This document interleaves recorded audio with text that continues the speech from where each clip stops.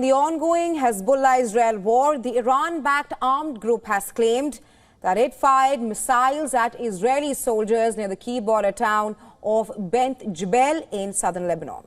Now, in a statement, the militant group said that it targeted the IDF forces on the southern outskirts of the town with a salvo of Nasr-1 type missiles. BINT JbeIl was the scene of fierce fighting during the 2006 war between Hezbollah and Israel.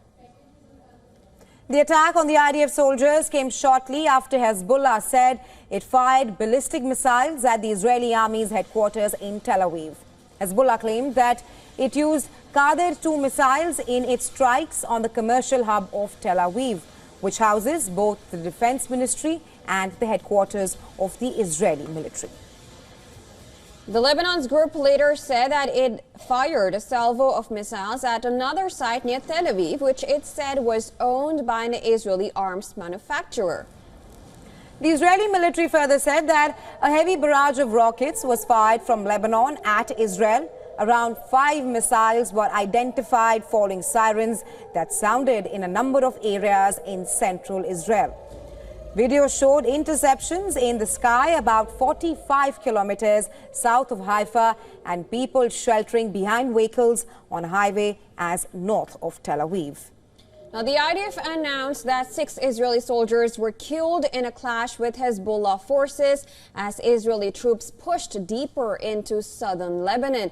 The clash took place as troops moved into the second line of villages across from the border. It is one of the heaviest single-day losses in the operation that began in late September against Hezbollah. So far, a total of 793 IDF soldiers have been killed in the wars in both Gaza and Lebanon since October 7th attacks.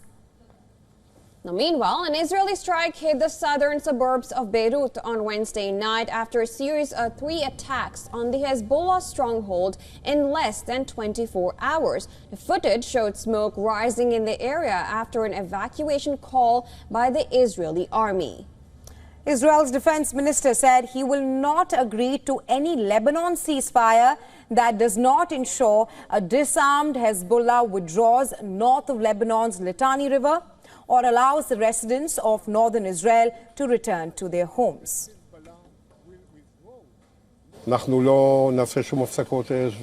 will not make any ceasefires, and we will not stop and will not take our foot off the pedal, and we will not allow any arrangement. That does not include achieving the goals of the war, which is disarming Hezbollah, withdrawing it from beyond the Litani River, and mainly creating the true conditions for the residents of the north to return to their homes safely.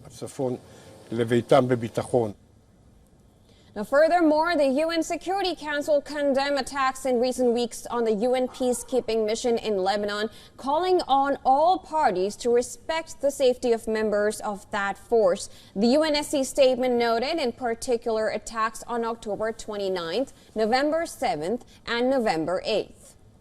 On the other front, Syrian state media said Israel carried out an air raid near the border with Lebanon, which is a known stronghold of Hezbollah. According to a Syrian news agency, the Israeli aggression on the Homs region was met with a barrage of anti-aircraft fire. Meanwhile, U.S. President Joe Biden raised the issue of the American hostages in Gaza during his Oval Office meeting with President-elect Donald Trump. U.S. National Security Advisor Jake Sullivan said the current administration also sent a signal to the Trump transition team that it is prepared to collaborate in order to secure a hostage deal.